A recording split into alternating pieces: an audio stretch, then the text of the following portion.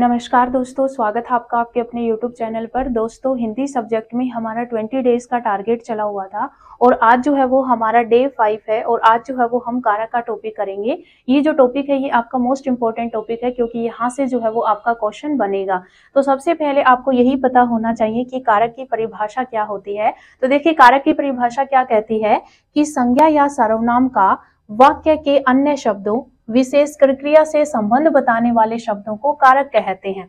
यानी कि जो संज्ञा सर्वनाम शब्द होते हैं उनका वाक्य के अन्य जो शब्द होते हैं, और विशेषकर यहाँ पर क्रिया की बात कही गई है कि विशेषकर क्रिया से संबंध बताने वाले शब्दों को कारक कहा जाता है। और जो कारक होते हैं ये आपके 8 प्रकार के होते हैं और जो कारक चिन्ह होते हैं उनको परसर्ग भी कहा जाता है। तो ये चीज आपको याद रखनी है कि आपके जो कारक चिन्ह होते हैं, कारक चिन्ह उनको परसर्ग भी कहा जाता है, परसर्ग, और उनको जो है वो विभक्ति चिन्ह भी कहा जाता है, विभक्ति चिन्ह। तो ये जो है कि आपको यहाँ पर कंफ्यूज नहीं होना है, ये तीनों ही एक ही नाम है, कारक चिन्ह, परसर्ग या विभक्ति चिन्ह। तो कहीं पर भी अगर आपको परसर्ग लिखा हुआ मिल जाए तो इसका मतलब आपको वहां पर कारक चिन्ह ही पूछा हुआ है। क्लियर है? विभक्ति चिन्ह मिल जाए तो वहां पर आपको यहाँ पर कारक चिन्ह ही पूछा हुआ है। अगर कारक चिन्ह मिल जाए तो आप समझ जाएंगे कि कारक चिन्ह जो है वो हमें बताना है। अब देखिए, यहाँ पर कारक जो 8 प्रकार के होते हैं उसमें सबसे पहले आपका आता है कर्ता कारक, दूसरे नंबर पे है आपका कर्म कारक, थर्ड है आपका कर्ण कारक, फोर्थ है संप्रदान कारक, फिफ्थ है अपादान कारक, सिक्स्थ है संबंध कारक, सेवंथ है अधिकरण कारक और 8th है आपका संबोधन कारक। तो ये जो आपके 8 भेद होते हैं, इनके यहाँ पर जो कारक चिन्ह है वो एग्जाम में पूछ लिए जाते हैं और कारक भी पूछ लिया जाता है कि बताओ इसमें कारक क्या है। कारक भी पूछ लिया जाता है और कारक चिन्ह भी पूछ लिया जाता है। तो हम यहाँ पर कारक का सामान्य परिचय हम करते हैं कि कारक का सामान्य परिचय क्या है। तो देखिए, यहाँ पर मैंने कारक लिख रखा है, यहाँ पर जो 8 प्रकार अभी मैंने आपको बताए इनके चिन्ह मैंने यहाँ पर लिख रखे हैं और फिर जो है वो इनका अर्थ मैंने यहाँ पर लिख रखा है। तो ये जो मैंने यहाँ पर सामान्य परिचय लिखा हुआ है ये एज ए ट्रिक जो है वो आपका यहाँ पर काम आएगा। आप जो है वो इसके अकॉर्डिंग जो है वो पहचान पाएंगे कि इस वाक्य में कारक क्या है और कारक चिन्ह क्या है। क्लियर है? तो देखिए, सबसे पहले आपके पास आता है कर्ता कारक। तो देखिए, कर्ता कारक जो है इसका जो चिन्ह है वो है आपका ने। तो कर्ता कारक का चिन्ह क्या है? ने। और आपको याद क्या रखना है? कर्ता ने। क्लियर है? तो आप इस तरीके से याद रखना, कर्ता ने। और कर्ता कारक जो होता है उसका अर्थ है कि जो काम करने वाला होता है, वाक्य में जो काम करने वाला होता है उसको हम कर्ता कारक कहते हैं। क्लियर है? तो काम करने वाला जो होता है वो आपका क्या होता है? कर्ता कारक होता है और कर्ता का जो चिन्ह है वो आपका ने है। उसके बाद सेकंड नंबर पे आता है कर्म कारक। कर्म कारक का जो चिन्ह है वो है को। कर्म कारक का चिन्ह क्या है? को। और कर्म कारक का अर्थ क्या होता है कि जिस पर काम का प्रभाव पड़े। तो जिस पर काम का प्रभाव पड़ता है वो आपका कर्म कारक होता है और इसका जो चिन्ह होता है वो को है। तो आपको याद रखना है, कर्ता ने कर्म को। तो इस तरीके से आपको ये चीजें जो है वो याद रखनी है। उसके बाद देखिए, यहाँ पर थर्ड नंबर पर आता है आपका कर्ण कारक। कर्ण कारक के जो विभक्ति चिन्ह है, जो आपके यहाँ पर कारक चिन्ह है वो है आपके से या के द्वारा, से और के द्वारा, से और के द्वारा। तो कर्ण कारक के विभक्ति चिन्ह है आपके से और के द्वारा। और जो कर्ण कारक है उसका अर्थ होता है कि जिसके द्वारा कर्ता काम करता है। यानी कि जो कर्ण कारक होता है उसमें यहाँ पर जो साधन होता है, जिस साधन के द्वारा, जिस माध्यम के द्वारा कर्ता काम करता है वही आपका कर्ण कारक होता है। क्लियर है? उसके बाद आता है आपका संप्रदान कारक। देखिए, जो संप्रदान कारक है इसका जो चिन्ह है वो आपका यहाँ पर को और के लिए है। और यहाँ पर जो आपका संप्रदान कारक है उसका अर्थ होता है कि जिसके लिए क्रिया की जाए। तो जिसके लिए क्रिया की जाती है उसको संप्रदान कारक कहा जाता है और इसके जो चिन्ह है वो को और के लिए है। उसके बाद है अपादान कारक। तो जो अपादान कारक है यहाँ पर इसका जो विभक्ति चिन्ह होता है वो से होता है और ये जो से है वो आपका अलग होने के अर्थ में होता है। और इसका जो अर्थ है वो भी आपका यही है कि जिससे अलगाव हो, यानी कि अलग होने का जो अर्थ आता है उसमें आपका अपादान कारक होता है।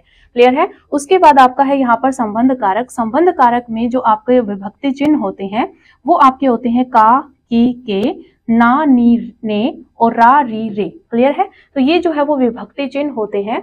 और जो संबंध कारक होता है उसका अर्थ है कि अन्य पदों से संबंध। तो जो अन्य पदों से संबंध बताते हैं उन्हीं को जो है वो संबंध कारक कहा जाता है। और संबंध कौन से वर्ड बताते हैं? विभक्ति चिन्ह आपका का, की, के, ना, नी, ने, रा, रे, री। ठीक है, ये जो है वो संबंध बताते हैं। उसके बाद देखिए यहाँ पर आता है अधिकरण कारक। तो देखिए जो अधिकरण कारक है इसके जो विभक्ति चिन्ह है वो में और पर होता है। और अधिकरण कारक का अर्थ क्या होता है, ये जो है वो क्रिया का आधार होता है। तो अधिकरण कारक क्या होता है, इसका अर्थ है क्रिया का आधार। तो जो क्रिया का आधार होता है वही आपका अधिकरण कारक होता है और इसके जो विभक्ति चिन्ह होते हैं वो में और पर है। उसके बाद आता है आपका संबोधन कारक। और संबोधन कारक का जो अर्थ होता है वो है कि किसी को पुकारना या बुलाना। तो किसी को पुकारना या बुलाना जो होता है वो आपका अधिकरण कारक का अर्थ होता है। और यहाँ पर जो आपके विभक्ति चिन्ह होते हैं वो आपके होते हैं हे, अरे, अजी। यानी कि जब आप किसी को बुलाते हैं तो यहाँ पर ये विभक्ति चिन्ह का हम यूज करते हैं। तो ये जो है वो आपके संबोधन कारक के जो है वो विभक्ति चिन्ह है, कारक चिन्ह है, या फिर अपसर्ग बोल सकते हो। क्लियर है। बाकी जितने भी यहाँ पर कारक हैं उनमें जो उनके विभक्ति चिन्ह होते हैं, जो कारक चिन्ह होते हैं, वो कारक शब्द के बाद में आते हैं। लेकिन जो आपका यहाँ पर संबोधन कारक होता है इसमें जो आपके यहाँ पर विभक्ति चिन्ह जो है हे, अरे, अजी, ये जो है वो कारक से पहले आते हैं। क्लियर है। तो ये जो है विभक्ति चिन्ह जो है ये पहले आते हैं, बाकी सभी कारक के जो विभक्ति चिन्ह है वो कारक के बाद में आते हैं। क्लियर है। तो यहाँ पर नेक्स्ट देखिए, अभी देखिए यहाँ पर नेक्स्ट जो है वो मैंने कुछ पॉइंट्स बना रखे हैं जो कि मैंने महत्वपूर्ण तथ्य के नाम से बना रखे हैं। और ये जो यहाँ पर पॉइंट्स मैं आपको करवाऊंगी ये आपके एग्जाम में इसी तरीके से जो है वो आप क्वेश्चंस कर पाएंगे। बाकी मैंने आपको जो लास्ट जो यहाँ पर स्लाइड करवाई उसमें मैंने आपको कारक का सामान्य परिचय जो है वो करवा दिया है। अभी जो है वो मैं यहाँ पर इंपॉर्टेंट पॉइंट्स आपको बताऊंगी जिससे एग्जाम में आपके जो क्वेश्चन है वो जल्दी बन पाए। क्लियर है। तो देखिए यहाँ पर सबसे पहले जो आपका आता है वो है कर्ता कारक। तो देखिए कर्ता कारक में आपके पास जो विभक्ति चिन्ह होता है वो ने होता है। क्लियर है। तो यहाँ पर जो कर्ता कारक है उसका विभक्ति चिन्ह ने होता है। और ने का जो प्रयोग होता है ये आपको याद रखना है कि जो आपके पास भूतकालीन सक्रामक क्रियाएं होती हैं उसी के अंदर ने विभक्ति का जो है वो यूज होता है। और जहां पर भी आपका वाक्य वर्तमान या भविष्य काल में आ जाता है वहां पर जो है वो आपका विभक्ति चिन्ह जो होता है उसका लोप हो जाता है, यानी कि वो शून्य हो जाता है, लुप्त हो जाता है। क्लियर है। तो देखिए यहाँ पर कर्ता कारक की विभक्ति ने का प्रयोग केवल भूतकालीन सक्रामक क्रियाओं में ही किया जाता है। जब क्रिया वर्तमान काल या भविष्य काल में आती है तो ने जो विभक्ति होती है उसका लोप हो जाता है, यानी कि वो विलुप्त हो जाती है। ठीक है। भूतकालीन आक्रामक क्रिया में भी इसका प्रयोग नहीं होता है। तो जो भूतकालीन आक्रामक क्रिया होती है, भूतकालीन आक्रामक क्रिया और जो आपके पास वर्तमान काल और भविष्य काल में अगर आपके पास कोई वाक्य आता है तो उसमें जो आपके कर्ता कारक की जो विभक्ति होती है वो आपकी यहाँ पर लोप हो जाता है, उसका वो खत्म हो जाती है। ठीक है। और भूतकालीन सिर्फ और सिर्फ सक्रामक क्रिया जो होती है उसी के अंदर आपका जो यहाँ पर कर्ता कारक है उसकी ने विभक्ति का यूज होगा।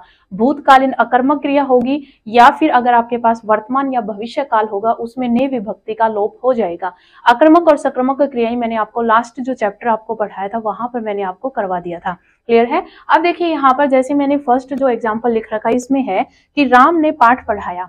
तो राम ने पाठ पढ़ाया तो यहाँ पर जो है वो आपके पास क्या है, भूतकालीन सक्रामक क्रिया है, क्योंकि पढ़ना लिखना जो है वो मैंने आपको बताया था सक्रामक क्रिया में आता है। तो ये जो है वो आपकी भूतकालीन सक्रामक क्रिया है। और यहाँ पर जो है वो आप देख सकते हैं कि ने विभक्ति जो है वो आई है। क्लियर है। तो यहाँ पर भूतकालीन सक्रामक क्रिया में ने विभक्ति आई है तो यहाँ पर जो है वो आपका कर्ता कारक है। जैसे यहाँ पर तो मैं अभी आपको कर्ता कारक पढ़ा रही हूँ कि यहाँ पर कर्ता कारक है, तो एग्जाम्पल आपको उन्हीं के मिलेंगे। लेकिन अगर आपको सीधा एग्जाम में पूछा जाए कि राम ने पाठ पढ़ाया तो यहाँ पर बताओ कौन सा कारक है, तो आप देखिए यहाँ पर राम ने पाठ पढ़ाया।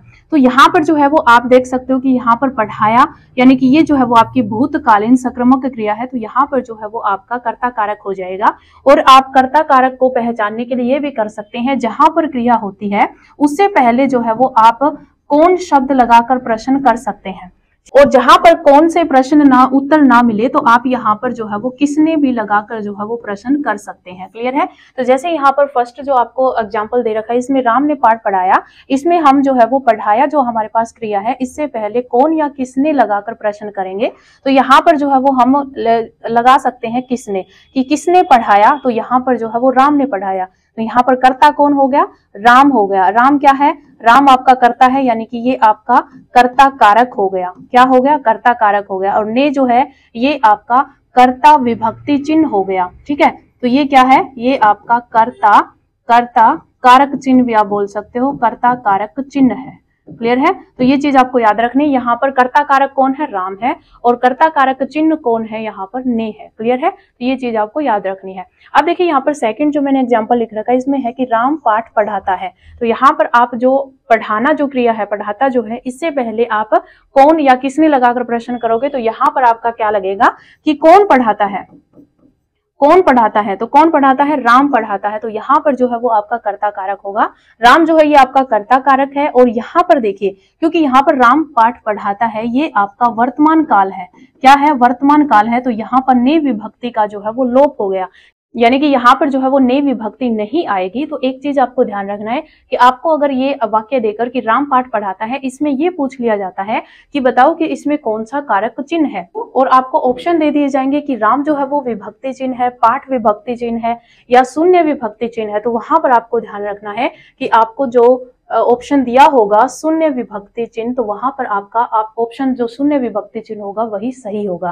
क्लियर है? तो वर्तमान काल में आपको यहाँ पर वाक्य दिया था, तो यहाँ पर ने विभक्ति का लोप हो गया। तो ये जो है वो आपका कर्ता कारक है, लेकिन ने विभक्ति का लोप हो गया क्योंकि वर्तमान काल में हमें वाक्य दिया हुआ था। क्लियर है? तो ये चीज आपको ध्यान रखनी है। तो राम पाठ पढ़ाता है, ये आपका जो है वो कर्ता कारक है, और इसके अंदर राम जो है वो कर्ता कारक है, और यहाँ पर शून्य विभक्ति चिन्ह है। क्लियर है? अब देखिए यहाँ पर आपके पास जो कर्ता कारक होता है, उसमें आप कौन या किसने लगाकर जो है वो आपको प्रश्न करना है, और अगर उत्तर आता है तो वहां पर आपके पास जो है वो कर्ता कारक बन जाता है। क्लियर है? तो ये जो है वो आपका फर्स्ट पॉइंट था कर्ता कारक के बारे में, जो मैंने आपको अच्छे तरीके से एक्सप्लेन किया है। होप सो कि आपको ये समझ में आ गया होगा।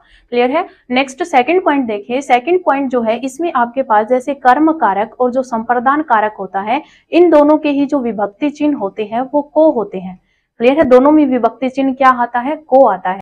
और कर्म कारक की विभक्ति का प्रयोग जो है वो कर्म के साथ किया जाता है। तो देखिए यहाँ पर जो कर्म कारक और जो संप्रदान कारक होता है, उन दोनों के जो विभक्ति चिन्ह होते हैं वो को होता है, और जो कर्म कारक होता है उसकी विभक्ति का जो प्रयोग है वो कर्म के साथ ही होता है। अब आपको ये समझना है कि जो कर्म होता है वो कौन सा होता है। वाक्य में आपको कर्म कैसे पता चलेगा कि ये कर्म है? तो इसके लिए आपको क्या करना है कि जो आपको वाक्य दिया होगा उसमें जो आपके पास क्रिया होगी, उससे पहले जो है वहां पर आपको क्या क्या या फिर आपको किसको लगाकर जो है वो प्रश्न करना है। क्लियर है? तो आपको क्या लगाकर और किसको लगाकर प्रश्न करना है। तो वहां पर अगर आपको कोई उत्तर मिलेगा तो वहां पर जो है वो आपका कर्म कारक होगा। जैसे यहाँ पर मैंने लिखा कि राम ने रावण को मारा, तो राम ने रावण को मारा, तो मैं यहाँ पर प्रश्न लगाऊंगी कि किसको मारा। तो किसको मारा? रावण को मारा। तो यहाँ पर जो है रावण जो है, इसमें आपका कर्म कारक है। क्या है? कर्म कारक है। और ये जो आपके पास को है, ये आपके पास विभक्ति चिन्ह है। किसका? कर्म कारक का। तो ये आपका विभक्ति चिन्ह हो जाएगा। क्लियर है? तो ये चीज आपको याद रखनी है। रावण जो है ये आपका कर्म है, और इस कर्म के साथ जो है वो आपका को जो है ये विभक्ति चिन्ह है। तो कर्म के साथ ही आपका यहाँ पर विभक्ति चिन्ह आ गया। तो पर जो आपको कंफ्यूजन होगी वो सिर्फ यही रहेगी कि क्योंकि दोनों के विभक्ति चिन्ह को है, और आप इन दोनों को कैसे जो है वो अलग अलग पहचानोगे, उसी की पहचान मैं आपको यहाँ पर बताऊंगी। तो ये जो है वो अपने जैसे फर्स्ट हमने किया कर्म कारक का, तो कर्म कारक के लिए आपको क्या करना है कि जो आपको क्रिया दी होगी उससे पहले क्या या किसको लगाकर प्रश्न करना है। तो वहां पर अगर उत्तर मिलेगा तो आपके पास वहां पर कर्म कारक होगा। जैसे राम ने रावण को मारा, तो यहाँ पर जो है वो मारा जो है ये यहाँ पर आपके पास क्रिया है, और क्रिया से पहले हमने यहाँ पर प्रश्न किया किसको मारा। तो यहाँ पर जो है वो रावण को मारा, तो ये जो है वो आपका कर्म कारक हो जाएगा। और यहीं पर अगर आपका ये आ जाता कि राम ने रावण को तीर से मारा, तो यहाँ पर जो है वो तीर से मारा, इसका मतलब यहाँ पर एक साधन हो गया रावण को मारने का। तो वहां पर एक साधन के रूप में यूज हुआ, तो वहां पर जो है वो आपका क्या हो जाएगा? कर्ण कारक हो जाएगा। क्लियर है? लेकिन यहाँ पर सीधा ही वाक्य है आपका राम ने रावण को मारा, तो यहाँ पर किसको मारा? रावण को मारा। तो रावण आपका कर्म कारक हो गया, और को जो है ये आपका कर्म विभक्ति चिन्ह हो गया। क्लियर है? सेकंड देखिए, सेकंड है आपके पास कि राधा ने पुत्र को वस्त्र पहनाए। तो यहाँ पर जो है वो आपका क्या आएगा? कर्म कारक आएगा। तो आपके पास जो पहनाए है, पहनाए ये आपका यहाँ पर क्रिया है। तो यहाँ पर जो पहनाई है, इससे पहले जो है वो हम क्या या किसको लगाकर प्रश्न करेंगे। तो हम यहाँ पर प्रश्न करेंगे कि किसको पहनाई, कि वस्त्र जो है वो किसको पहनाई, तो पुत्र को पहनाई। तो यहाँ पर पुत्र जो है ये आपका कर्म कारक है, और जो को है ये आपका कर्म कारक का विभक्ति चिन्ह है। क्लियर है? तो ये चीज आपको यहाँ पर नोट करनी है। उसके बाद देखिए यहाँ पर थर्ड है कि मोहन ने सोहन को समझाया। तो मोहन ने सोहन को समझाया, समझाया जो है ये आपकी क्या है, क्रिया है। किसको समझाया, सोहन को समझाया। तो यहाँ पर सोहन जो है ये आपका कर्म कारक है और जो को है ये आपका विभक्ति चिन्ह है। उसके बाद फोर्थ जो है यहाँ पर है कि दीपक ने धोबी को कपड़े दिए। तो यहाँ पर जो है वो आपका प्रश्न यही करेंगे, क्या या किसको लगाकर। तो कपड़े दिए, यहाँ पर देना जो है वो क्या है, देना आपकी क्रिया है। तो किसको दिए, धोबी को दिए। तो यहाँ पर जो है वो आपके पास धोबी जो है ये आपका कर्म कारक हो गया और को है ये आपका यहाँ पर कर्म कारक चिन्ह हो जाएगा। ठीक है, तो धोबी क्या है, धोबी आपका कर्म कारक है और जो को है ये आपका यहाँ पर कर्म विभक्ति चिन्ह हो गया। क्लियर है। तो इस तरीके से जो है वो आप यहाँ पर कर्म कारक को पहचान सकते हैं। अब बात आती है संप्रदान कारक की। तो देखिए संप्रदान कारक में क्या होता है कि हम यहाँ पर कोई चीज जो है वो किसी को संपूर्ण रूप से दे देते हैं। ठीक है, तो यहाँ पर जो आपका संप्रदान कारक होता है इसके जो विभक्ति चिन्ह होता है वो आपका को और के लिए होता है। तो यहाँ पर जो को विभक्ति चिन्ह है उसका जो प्रयोग होता है वो के लिए के संदर्भ में होता है। क्लियर है। तो यहाँ पर देखिए मैंने लिखा हुआ है कि जो आपके पास संप्रदान होता है उस संप्रदान का शाब्दिक अर्थ है देना। क्या है, देना या संपूर्ण रूप से देना। जैसे आपने किसी को कोई चीज दी है और वो आपने संपूर्ण रूप से उसको जो है वो दे दी, यानी कि एक तरफ से आपका दान हो गया कि अगर आपने कोई चीज किसी को संपूर्ण रूप से दे दी तो वहां पर जो है वो आपका संप्रदान कारक होता है। और जो संप्रदान कारक होता है उसके जो विभक्ति चिन्ह होते हैं वो आपका को और के लिए होते हैं। यहाँ पर जो को विभक्ति चिन्ह है इसका जो प्रयोग है वो के लिए के संदर्भ में होता है। जैसे यहाँ पर एग्जाम्पल है, आप कैसे यहाँ पर पहचानोगे। फर्स्ट जैसे यहाँ पर है कि अनुराग ने भूखे को भोजन दिया। तो यहाँ पर जो है वो अनुराग ने भूखे को भोजन दिया। तो यहाँ पर जो है वो आपको भी पता है कि अगर आप भूखे को अगर भोजन दोगे तो वो चीज जो है उसको आपने संपूर्ण रूप से उसको दान में दे दिया, कि उसको भोजन दे दिया, संपूर्ण रूप से आपने उसको दे दिया। तो इसका मतलब यहाँ पर जो है वो आपका संप्रदान कारक है। तो यहाँ पर जो भूखे है, ये जो भूखे है ये आपका क्या है, संप्रदान कारक है और जो को है ये आपका यहाँ पर संप्रदान कारक चिन्ह है। क्लियर है। उसके बाद देखिए यहाँ पर सेकंड जो है ये आपका कि रोहन ने गीता को जूते दिलवाए। तो यहाँ पर जो है वो रोहन ने गीता को जूते दिलवाए, इसका मतलब यहाँ पर जो है वो संपूर्ण रूप से कोई चीज दी गई है। तो यहाँ पर जो है वो आपका जो गीता है यहाँ पर आपका संप्रदान कारक है और जो को है यहाँ पर संप्रदान कारक चिन्ह है। क्लियर है। उसके बाद देखिए यहाँ पर जो थर्ड है इसमें आपके पास है कि अशोक ने पुजारी को दान दिया। तो यहाँ पर दान देना यानी कि अगर हम किसी को दान देते तो वो चीज हम वापस नहीं लेते। तो यहाँ पर जो है वो हमारे पास क्या हो गया कि संपूर्ण रूप से हमने दान दे दिया। तो यहाँ पर जो है वो आपका पुजारी जो है यहाँ पर संप्रदान कारक है और जो को है यहाँ पर आपके पास संप्रदान कारक चिन्ह है। क्लियर है। तो ये जो है वो आपका कर्म कारक और संप्रदान कारक के बीच में डिफरेंस था कि अगर आपने कोई चीज किसी को संपूर्ण रूप से दे दी तो वहां पर जो है वो आपका संप्रदान कारक होता है। और जो कर्म कारक होता है उसकी पहचान आप इस तरीके से कर सकते हैं कि जो कर्म कारक की जो विभक्ति होती है वो कर्म के साथ होती है और जो कर्म आप किस तरीके से उसकी पहचान करोगे उसके लिए आपको जो क्रिया दी हुई होगी उससे पहले आपको क्या या किसको लगाकर जो है वो आपको प्रश्न करना है। तो वहां पर आपका जो है वो कर्म कारक होता है। क्लियर है। नेक्स्ट देखिए, नेक्स्ट जो आपके पास थर्ड पॉइंट है इसमें आपके पास यहाँ पर जो है वो है कि कर्ण कारक जो होता है और जो अपादान कारक होता है दोनों के ही विभक्ति चिन्ह जो है वो से है। ठीक है। तो यहाँ पर कर्ण कारक और अपादान कारक का बताया हुआ है कि दोनों की ही विभक्ति चिन्ह से है और कर्ण कारक की विभक्ति से का जो प्रयोग है, जो आपके पास कर्ण कारक होता है उसकी से विभक्ति का जो प्रयोग है वो साधन के अर्थ में किया जाता है। जैसे मैंने यहाँ पर आपको अर्थ में बताया था, कर्ण कारक का जो मैंने आपको अर्थ बताया था वहां पर था कि कर्ता जिसके द्वारा काम करता है, जो साधन जो माध्यम होता है वो आपका कर्ण कारक होता है। क्लियर है। तो यहाँ पर जो आपके पास कर्ण कारक होगा वहां पर से का जो प्रयोग है वो साधन के रूप में किया जाता है। जब कर्ता किसी साधन के द्वारा या माध्यम के द्वारा कोई काम करता है वहां पर जो है वो आपका क्या होगा, कर्ण कारक होगा। और जो कर्ण कारक होता है उसमें जो आपका साधन होगा वो निर्जीव होगा। फर्स्ट तो आपको यही ध्यान रखना है कि वो जो आपका साधन होगा वो लगभग होगा, क्या होगा, निर्जीव होगा। यहाँ पर लगभग की बात हुई है तो लगभग जो है वो यहाँ पर क्या होगा, निर्जीव होगा और कर्ता के साथ होता है। ठीक है। तो ये चीज आपको याद रखने की, जो साधन है लगभग निर्जीव होता है तथा कर्ता के साथ होता है। और आपके पास कहीं पर भी कोई वाक्य इस तरीके से दिया हुआ हो कि जिसमें आपको अंग विकार दिया हुआ हो, ठीक है, तो अंग विकार में आपका हमेशा ही कर्ण कारक होता है। ये चीज आपको याद रखनी है कि जो अंग विकार होते हैं उसमें आपके पास क्या होता है, हमेशा ही कर्ण कारक होता है। तो कर्ण कारक का यहाँ पर फर्स्ट एग्जांपल देखिए। जैसे यहाँ पर लिखा है कि राम कलम से लिखता है। तो यहाँ पर जो है वो राम कलम से लिखता है, तो यहाँ पर जो कलम है वो एक साधन के रूप में आया है। क्या आया है, साधन के रूप में आया है। तो यहाँ पर कलम जो है ये आपका क्या है, ये आपका कर्ण कारक है। क्या है, कर्ण कारक। और से जो है ये आपके पास कर्ण कारक चिन्ह है। क्लियर है। तो ये चीज आपको याद रखनी है कि राम जो है वो कलम से लिखता है, तो इसका मतलब राम कलम से लिखता है। यहाँ पर कलम जो है वो एक साधन के रूप में यूज हुआ है, और कलम आपका यहाँ पर कर्ण कारक है, और जो से है ये आपका कर्ण कारक चिन्ह है। क्लियर है। सेकंड है, जैसे यहाँ पर दिनेश आंखों से अंधा है, तो यहाँ पर अंग विकार आ गया कि दिनेश जो है वो आंखों से अंधा है, तो अंग विकार में जो है वो आपको हमेशा ही ध्यान रखना है कर्ण कारक होता है। क्लियर है। नेक्स्ट देखिए यहाँ पर थर्ड है आपके पास कि पंकज चाकू से फल काटता है। तो यहाँ पर चाकू जो है, जैसे पंकज क्या काम कर रहा है, फल काटने का काम कर रहा है, और यहाँ पर फल जो है वो किस साधन से काट रहा है, तो वो चाकू से जो है वो फल काट रहा है। यहाँ पर जो चाकू है ये आपका कर्ण कारक आ जाएगा। क्या आ जाएगा, कर्ण कारक आ जाएगा। और जो आपका से है ये क्या है, से आपका कर्ण कारक चिन्ह है। क्लियर है। नेक्स्ट आपको यहाँ पर समझना है कि आपका अपादान कारक जो है, इसमें हम कैसे पहचानेंगे कि यहाँ पर जो है वो अपादान कारक होगा। तो देखिए जो अपादान कारक है, यहाँ पर लिखा हुआ है कि अपादान कारक का प्रयोग अनेक परिस्थितियों में किया जा सकता है। तो आपको मेन जो चीज याद रखनी है वो यहाँ पर जो मैंने पॉइंट लिख रखे हैं, ये पॉइंट्स आपको याद रखने हैं कि अगर आपको कहीं पर भी कारण दिया हो वहां पर अपादान कारक होगा। कहीं पर भी अगर आपको शिक्षा या सीखना, अगर आपको भाव प्रकट हो, वहां पर जो है वो आपका अपादान कारक होगा। जहां पर भी दूरी दी हुई हो वहां पर अपादान कारक होगा।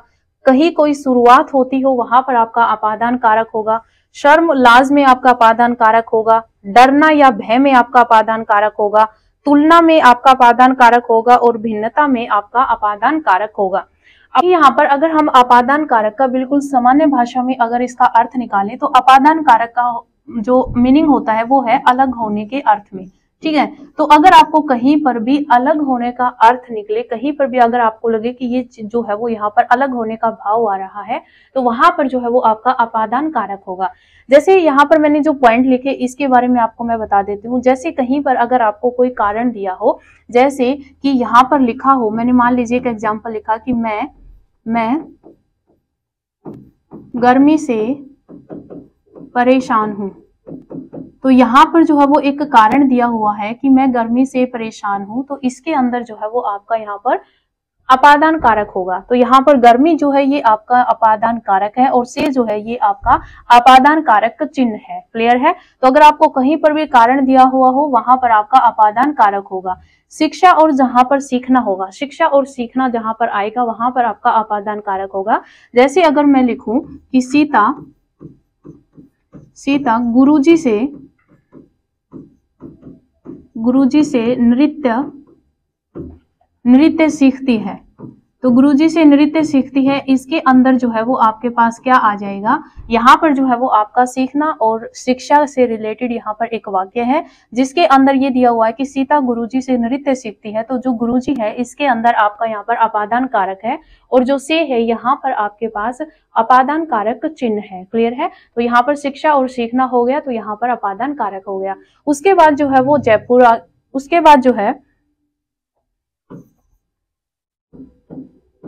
उसके बाद जो है वो आपके पास दूरी है। तो दूरी में आपके पास क्या हो जाएगा, जैसे मैं यहां पर बोलूं कि मेरा घर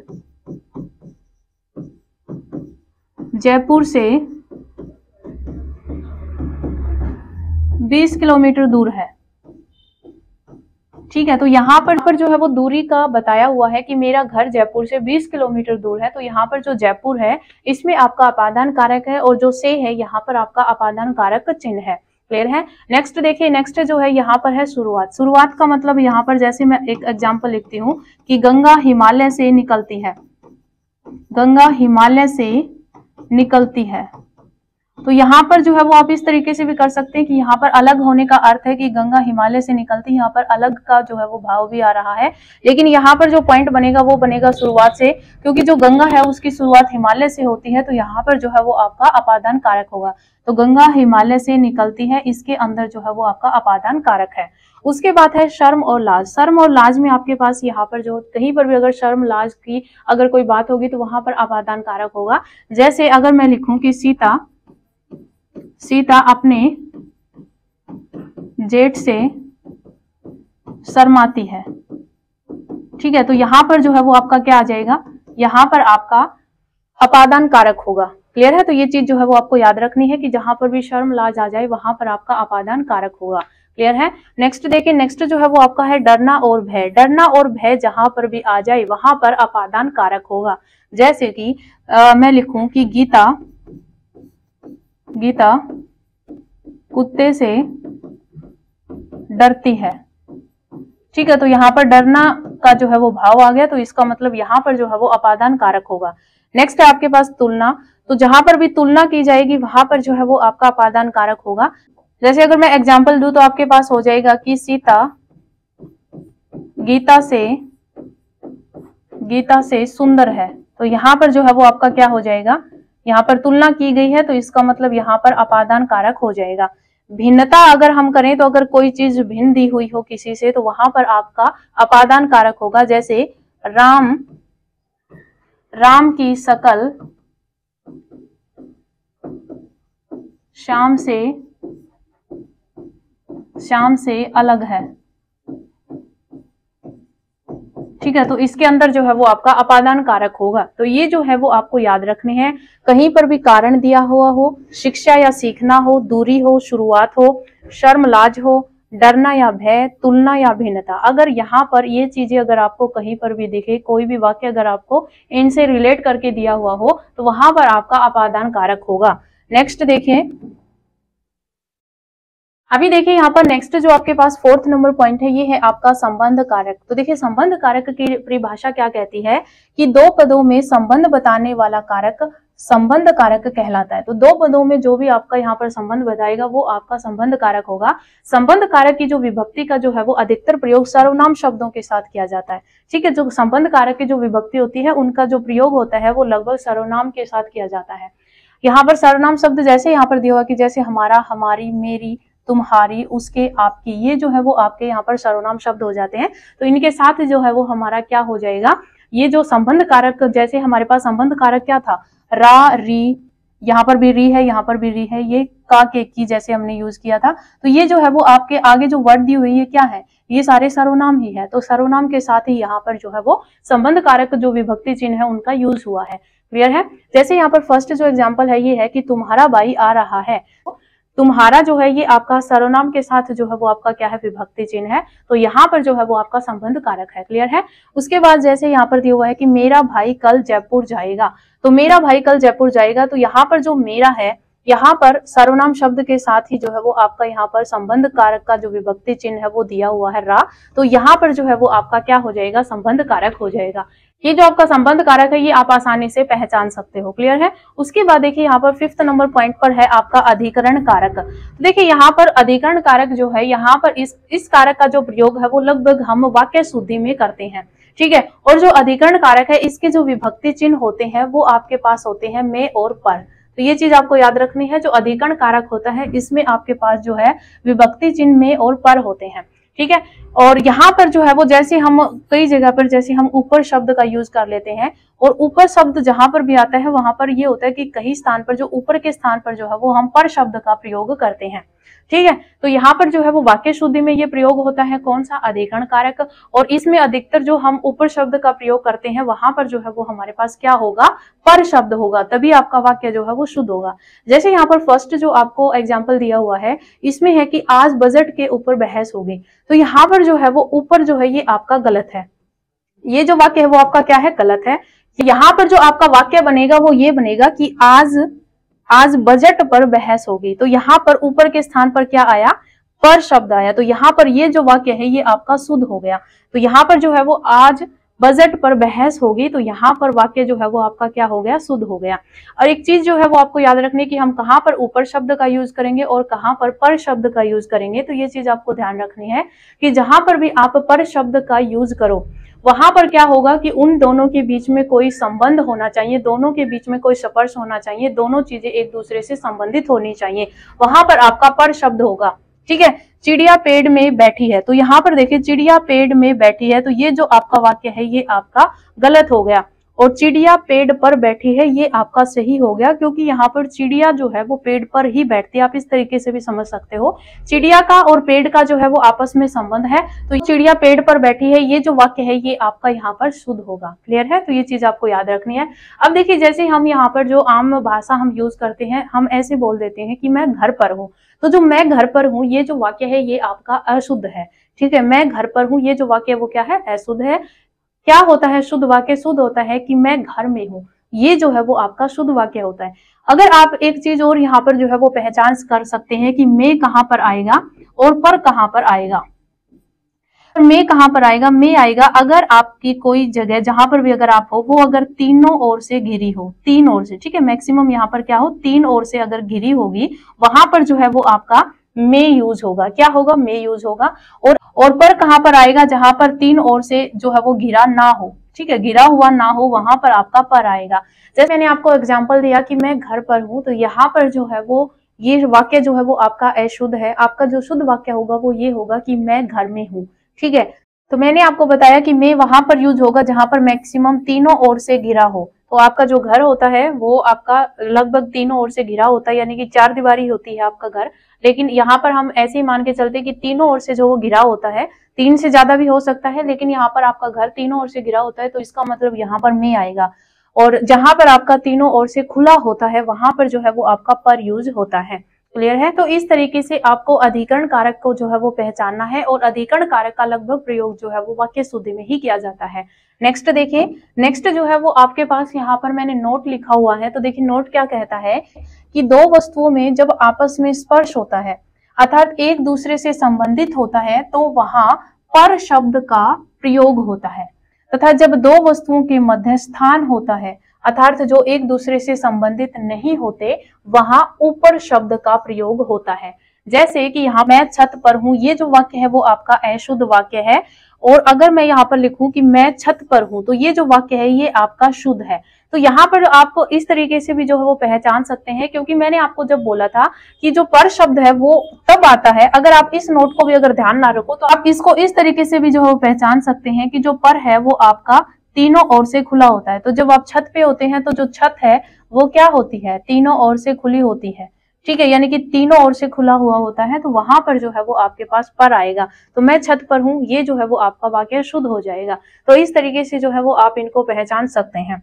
नेक्स्ट देखिए, नेक्स्ट जो है वो आपका यहाँ पर 6th पॉइंट है, ये क्योंकि मैंने महत्वपूर्ण तथ्य में लिखा हुआ है, लेकिन ये आपका 8th नंबर का कारक है, जो कि आपका यहाँ पर संबोधन कारक है। तो देखिए ये क्या कहता है कि जिन कारक विभक्तियों का प्रयोग किसी को संबोधित करने में किया जाता है, तो वहां पर संबोधन कारक होता है, और इन विभक्तियों का प्रयोग सदैव वाक्य के प्रारंभ में ही होता है।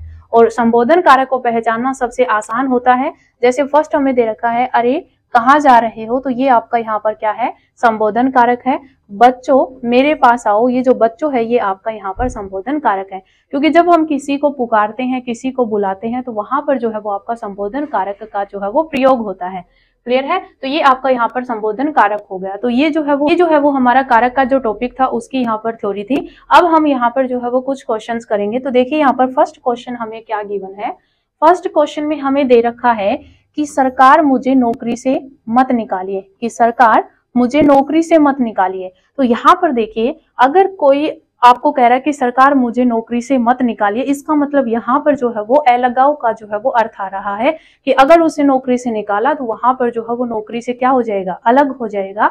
तो सरकार मुझे नौकरी से मत निकालिए, इसमें जो आपका यहाँ पर जो कारक होगा वो आपका अपादान कारक होगा। तो ये जो है वो आपको नोट करना है कि यहाँ पर जो है वो अलग होने का यहाँ पर अर्थ निकल रहा है, तो यहाँ पर आपका अपादान कारक होगा। क्लियर है। नेक्स्ट देखिए, तो देखिए यहाँ पर सेकंड क्वेश्चन है कि अपने उत्तर पर पेंसिल से निशान लगाइए। तो यहाँ पर जो है वो देखिए आपको जो है ये कहा जा रहा है कि अपने उत्तर पर पेंसिल से निशान लगाइए। तो यहाँ पर जो है वो जो करता है, जो कि वैसे तो हमें यहाँ पर जो है वो एक थर्ड पर्सन बोल रहा है कि अपने उत्तर पर जो है वो क्या करिए? निशान लगाइए। किससे? पेंसिल से। तो यहाँ पर एक साधन का यूज हुआ है जो कि निर्जीव है, पेंसिल से। तो यहाँ पर जो पेंसिल से है, यहाँ पर जो है वो आपका क्या है? करण कारक है। क्या है? करण कारक है। और से जो है ये आपका कर्ण कारक विभक्ति चिन्ह है।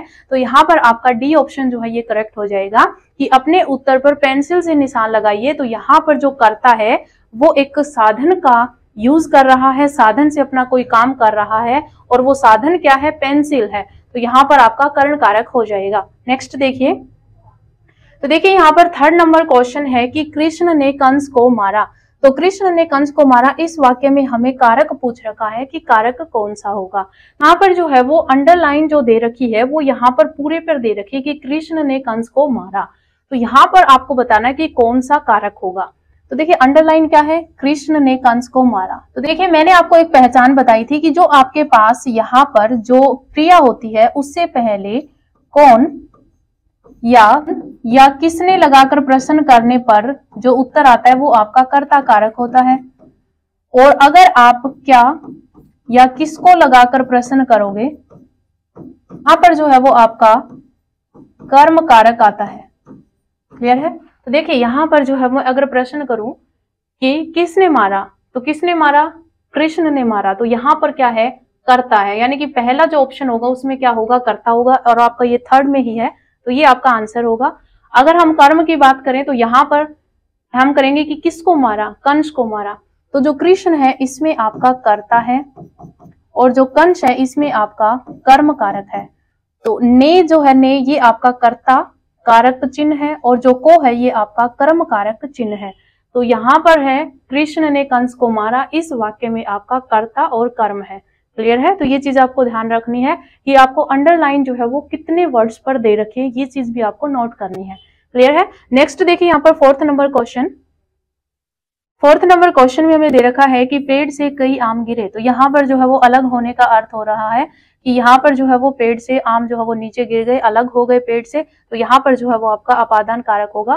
फर्स्ट ऑप्शन जो है ये आपका करेक्ट हो जाएगा। नेक्स्ट क्वेश्चन देखिए, अभी देखिए यहाँ पर फिफ्थ नंबर क्वेश्चन में हमें दे रखा है कि वह घर से बाहर गया। तो यहाँ पर जो है वो हमें बताना है कि इस वाक्य में से जो है वो कौन सा कारक है। तो यहाँ हमें ऑप्शन दे रखे, कर्ता है, कर्म है, कर्ण है या अपादान कारक है। तो वह घर से बाहर गया, इसका मतलब यहाँ पर क्या है, ये घर है और घर से वो बाहर गया, तो यहाँ पर अलग होने का क्या है, अर्थ है, अलग होने का अर्थ निकल रहा है, तो यहाँ पर आपका अपादान कारक आएगा। तो वह घर से बाहर गया, इससे में जो है वो आपका अपादान कारक है। क्लियर है? नेक्स्ट देखिए यहाँ पर सिक्स्थ नंबर क्वेश्चन में हमें क्या दे रखा है कि छत से ईंट गिरी। वही सेम आपका यहाँ पर अलग होने का अर्थ आ रहा है, तो यहाँ पर भी आपका क्या होगा, अपादान कारक होगा। तो लगभग जो क्वेश्चन होते हैं वो आपके अपादान कारक से जो है वो पूछे जाते हैं, तो ये आपको बहुत अच्छे तरीके से जो है वो करना है। उसके बाद देखिए यहाँ पर सेवंथ नंबर क्वेश्चन है। सेवंथ नंबर क्वेश्चन में है कि हरि घर में है। तो हरि घर में है, इसमें आपके पास मैंने अभी आपको बताया था अधिकरण जो कारक होता है उसमें में और पर का यूज होता है। ठीक है, और मैंने जैसे आपको एग्जांपल दिया था कि मैं घर में हूँ, वो आपका शुद्ध वाक्य है, तो ये आपका शुद्ध वाक्य है, और इसमें कौन सा कारक है, वो आपका अधिकरण कारक है। तो ये आपको याद रखना है, हरि जो है वो घर में है, तो यहाँ पर अधिकरण कारक है कि निम्नलिखित प्रश्न में 4 विकल्पों में से रेखांकित पद के उचित कारक को पहचानिए। तो देखिए हमें क्या दे रखा है कि बोतल में दूध बचा है, हमें बताना है कि में जो है इसमें कौन सा कारक है। तो वैसे आप यहाँ पर सीधे भी कर सकते हो कि में और जो पर होता है वो आपके पास क्या होता है, में और पर जो है वो आपका अधिकरण कारक में होता है। और वैसे दे रखा है कि बोतल में दूध बचा है, तो बोतल जो है ये आपकी, क्योंकि बोतल के अंदर दूध है तो मतलब जो दूध है वो गिरा हुआ है। ठीक है, तो मैंने आपको बताया था जब गिरा हुआ हो तो वहां पर में आता है, तो आपका अधिकरण कारक है, वाक्य शुद्ध है। ठीक है, तो ये चीज आपको याद रखनी है। नेक्स्ट क्वेश्चन देखिए, अब देखिए यहाँ पर जो हमारे पास 9th नंबर क्वेश्चन है, इसमें हमें क्या दे रखा है कि निम्नलिखित प्रश्न में 4 विकल्पों में से सही कर्ता कारक विभक्ति चिन्ह पहचानिए। तो हमें यहाँ पर कर्ता कारक विभक्ति बतानी है। तो देखिए यहाँ पर रोहन ने हॉकी खेली, तो रोहन ने हॉकी खेली, इसमें आपके पास कर्ता कारक विभक्ति, वैसे तो ये बिल्कुल आसान क्वेश्चन, आप बता दोगे कि जो ने है ये आपके पास जो है वो क्या है, कर्ता कारक विभक्ति है। लेकिन मैंने आपको कर्ता कारक को पहचानने का यहाँ पर एक शॉर्ट ट्रिक बताया था, वो क्या था कि आपको कौन या किसने लगाकर जो है वो प्रश्न करना है, कौन और किसने लगाकर जो है वो प्रश्न करना है। तो हम यहाँ पर जो है वो खेली जो है ये आपकी क्या है, क्रिया है, इससे पहले हम कौन या किसने में से एक वर्ड लगाकर जो है वो प्रश्न करेंगे। तो मैंने यहाँ पर प्रश्न किया कि किसने खेली, तो किसने खेली, रोहन ने, तो रोहन ने खेली, तो रोहन आपका क्या है, कर्ता कारक है, और ने क्या है, ने आपका कर्ता कारक विभक्ति है। क्लियर है? तो ये चीज आपको याद रखनी है। 10th नंबर क्वेश्चन आपका आसान है कि कारक के कितने भेद हैं, तो कारक के 8 भेद होते हैं। ठीक है, तो ये आपका भेद से ही पूछा हुआ है। तो ये हमारे 10 क्वेश्चंस थे, हमने थ्योरी की, देन हमने एमसीक्यू किए। अगर आज की वीडियो आपको पसंद आई हो तो वीडियो को लाइक शेयर जरूर करें। और आज इस वीडियो में इतना ही, मिलते हैं नई वीडियो के साथ। धन्यवाद।